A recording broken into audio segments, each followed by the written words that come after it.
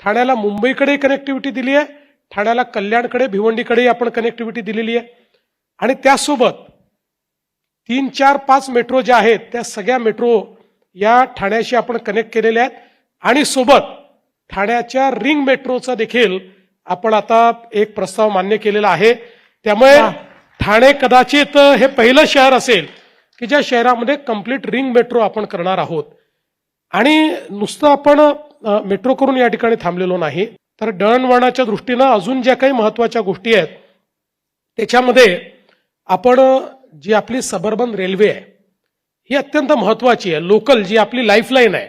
म्हणजे आज तर आपण मेट्रो आणली, मेट्रो अतिशय चांगली आहे, अतिशय सुंदर डबे आहेत, एअर कंडिशन आहेत, दरवाजा लागतो. पण अनेक वर्ष त्या आपल्या सबअर्बन रेल्वेला लटकून आणि त्याच्यामध्ये एंट्री करत म्हणजे मला असं वाटतं कसरत करत लोकांनी खूप वर्ष काढली आहेत. पण आता आपण बघितलं असेल तर गेल्या 10 वर्षात मोदीजींच्या नेतृत्वात या सबअर्बन रेल्वेचे प्लॅटफॉर्म्स आपण चांगले केले, त्याची आपण हाईटही वाढवली, त्याची लेंथही वाढवली, स्टेशन्स चांगले केले, एस्केलेटर्स आपण त्या ठिकाणी लावले, स्वच्छता आपण केली. पण तरी देखील लोक असं म्हणायचे की हे सगळं ठीक आहे, पण शेवटी मेट्रोवाल्यांना चांगले डबे आणि आम्हाला असे का. त्यामुळे आता त्याचंही उत्तर आपण शोधून काढलेलं आहे.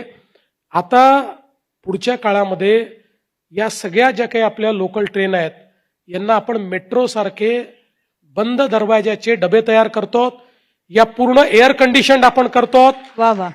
आणि ठाणेकरांनी याच्यावर टाळ्या वाजवू नये, पुढच्या वाक्यावर टाळ्या वाजवाव्या की हे सगळं केल्यानंतरही एअर कंडिशन्ड लोकल ट्रेन दिल्यावरही सेकंड क्लासचं तिकीट मात्र आता जेवढं आहे तेवढंच आपण ठेवणार आहोत. त्यामुळे कम्युटेशन करता आपण हा एक प्रयत्न केलाय.